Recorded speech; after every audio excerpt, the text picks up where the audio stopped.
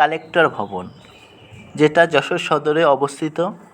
১৭৮৬ সালে এপ্রিল মাসে জনাব টিলম্যান হ্যাঙ্কেল যশোর কালেক্টরেট ভবন প্রতিষ্ঠার প্রস্তাব করেন। জনাব টিলম্যান হ্যাঙ্কেল একজন বিচারক ও ম্যাজিস্ট্রেট হিসেবে তিনি রাজস্ব আদায়ের বিষয়ে সমস্যার সম্মুখীন হয়েছিলেন। সদর দপ্তর কলকাতায় হওয়ার ফলে সরকারের কাছে তিনি এ বিষয়ে লিখে পাঠান। তৎকালীন সময়ে যশোর থেকে কলকাতায় যাতায়াত ব্যবস্থা দুরূহ ছিল। রাজশাহী কালেক্টরের আত্মমগ্নপূর্ণ ভূষণার এস্টেটগুলো বাদে সকল এস্টেটের রাজস্ব আদায়ের ক্ষমতা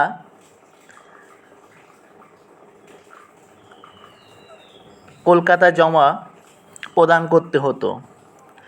যেহেতু সিভিল কোর্ট রাজস্ব বিষয়ে কোনো হস্তক্ষেপ করতে পারতেন না, রাজস্বের সাথে সম্পর্কিত কোনো বিষয়ে প্রশ্ন উত্থাপিত হলে তা কেবল কলকাতার রাজস্ব কমিটির শুনতে হতো এবং সে বিষয়ে শুধু তারাই সিদ্ধান্ত গ্রহণ করতে পারতেন।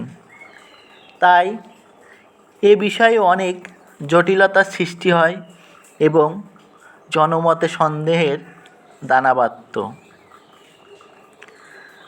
জনাব হ্যাঙ্কেল তাই প্রস্তাব করেন যে কালেক্টরের কাজকে জাজদের কাজের সাথে সংযুক্ত করে দিতে হবে এবং জাজদের অবৈতনিক অতিরিক্ত দায়িত্ব হিসেবে কালেক্টরের দায়িত্ব অর্পণ করতে হবে। জনগণের মঙ্গল ও সুবিধার জন্য কালেক্টরের সম্মান বৃদ্ধি করার এ প্রস্তাবনায় তিনি করেছিলেন। তৎকালীন সরকারের কর্তারা বিষয়টি জানামাত্র আগ্রহ প্রকাশ করেন এবং ১৭৮৬ সালে যশোরে কালেক্টর ভবনের প্রতিষ্ঠা করেন। এটা ছিল তৎকালীন